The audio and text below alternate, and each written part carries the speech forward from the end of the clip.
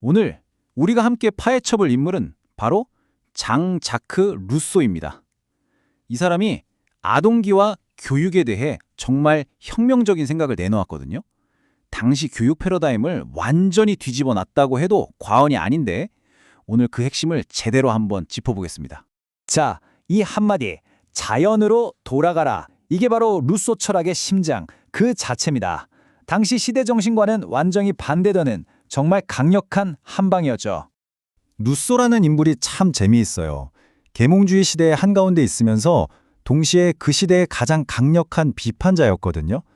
모두가 사회 발전과 이성의 힘을 찬양할 때 루소는 혼자서 잠깐만, 근데 바로 그 문명이 우리 인간의 착한 본성을 망가뜨리고 있는 건 아닐까? 하고 근본적인 질문을 던진 겁니다. 자, 그럼 지금부터 루소의 이 매력적인 철학 속으로 한번 들어가 볼까요? 오늘 우리가 함께 살펴볼 순서는 이렇습니다. 먼저, 자연으로의 회귀가 뭔지 알아보고 그가 말한 세 명의 참된 스승, 그리고 좀 특이한 가르치지 않는 기술에 대해서도 얘기해 볼 거예요. 마지막으로 교육 5단계와 오늘날 루소가 왜 중요한지까지 차근차근 짚어보겠습니다. 자, 그럼 첫 번째 주제부터 바로 시작해보죠. 루소가 그 유명한 말, 자연으로 돌아가라고 외쳤을 때 도대체 무슨 뜻이었을까요? 그냥 도시를 떠나 시골로 가자는 그런 단순한 얘기는 아니었겠죠?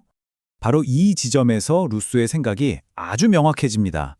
그에게 교육이란 건요, 머리에 지식을 막 쏟아붓는 게 아니었어요. 정반대죠. 오히려 사회라는 오염원으로부터 아이가 태어날 때부터 가지고 있는 그 순수한 선함을 지켜주는 것. 그게 바로 교육의 진짜 목적이라고 본 겁니다.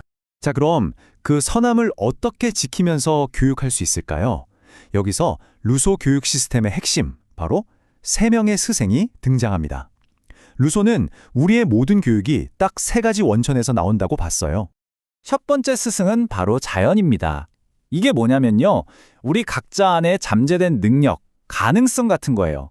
말하자면 우리 내면에 심어진 발달의 청사진 같은 거죠. 교육의 역할은 이 청사진을 억지로 바꾸는 게 아니라 이 씨앗이 활짝 꼽힐 수 있도록 도와주는 겁니다. 두 번째 스승은 인간, 바로 교육자와 아이의 관계입니다. 여기서 정말 중요한 건 교사는 내가 다 아니까 넌 듣기만 해 하는 식의 권위자가 아니라는 점이에요. 아이 옆에서 성장을 돕는, 든든한 가이드 같은 역할인 거죠.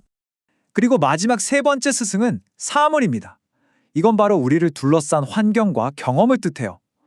루소는 진짜 배움은 책상머리에 앉아서 나오는 게 아니라 세상과 직접 부딪히고 만지고 느끼는 과정에서 일어난다고 믿었습니다. 자, 이제 루소 철학에서 가장 흥미롭고 또 어떻게 보면 가장 이해하기 어려운 개념으로 넘어가 볼까 하는데요. 바로 소극적 교육이라는 역설적인 아이디어입니다. 가르치지 않음으로써 가르친다? 이게 무슨 말일까요? 정원사를 한번 떠올려 보면 쉬워요. 훌륭한 정원사는 식물이 빨리 자라라고 줄기를 억지로 잡아당기지 않잖아요. 대신 뭘 하죠? 잡초를 뽑아주고 물을 주고 햇빛 잘 드는 곳에 놔두죠. 소극적 교육도 똑같습니다. 아이의 성장을 강요하는 게 아니라 자연스럽게 자랄 수 있는 환경을 만들어주는 원리예요. 그러니까 소극적 교육의 핵심 원칙들을 보면 이렇습니다. 결국 아이 스스로 자기 능력을 발견하게 도와주고 어른은 한 발짝 뒤로 물러나서 개입을 최소화하는 거죠. 실수를 해도 괜찮아요. 그 실수 자체가 배움의 과정이니까요. 이걸 보면 소극적이라는 말이 그냥 내버려 둔다는 뜻이 절대 아니라는 걸 알 수 있죠. 오히려 아이가 스스로 배우게끔 최적의 환경을 만들어주는 아주 고차원적인 전략인 셈입니다. 루소가 남긴 이 말을 보세요. 아이를 가르치려 하지 말고 스스로 배우고 싶게 만들어라. 와, 정말 강력한 메시지 아닌가요? 강제로 주입된 지식은 영혼을 가두지만 스스로 탐구하는 과정에서 인간은 자유로워진다는 이 말이야말로 루소 철학의 정수라고 할 수 있겠습니다. 자, 지금까지 원칙들에 대해 알아봤는데요. 그럼 이 멋진 원칙들이 실제 아이의 성장 과정에서는 어떻게 적용될까요? 이게 또 궁금하잖아요. 이제 루소의 책 에밀에 나오는 그 여정을 따라가 보면서 직접 확인해 보겠습니다. 루소는 아이를 작은 어른으로 보지 않았어요. 발달 단계에 맞는 교육이 필요하다고 본 시대를 엄청나게 앞서간 사람이었죠.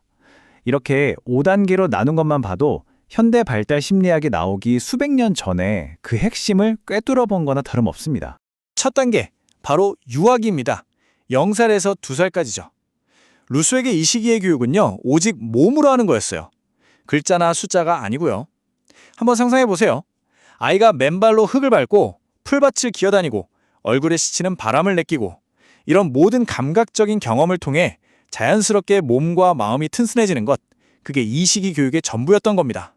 그리고 이 생각 정말 혁명적이지 않나요?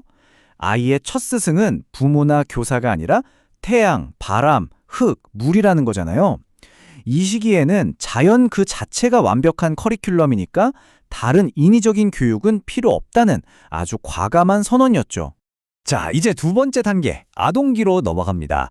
12살부터 12살까지인데요. 여기서 루소는 당시로서는 정말 파격적이고 논란이 될 만한 주장을 합니다.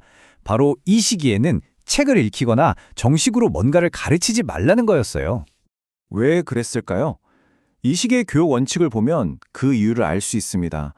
머리로 외우는 것보다 오감으로 배우는 걸 훨씬 중요하게 생각했고요. 아이의 호기심을 마구 자극해서 스스로 탐구하게 했어요.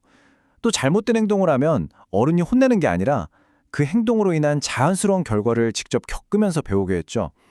즉, 이 시기에 몸으로 부딪히며 얻은 생생한 경험들이야말로 나중에 어려운 개념을 이해할 수 있는 단단한 기초가 된다고 본 겁니다.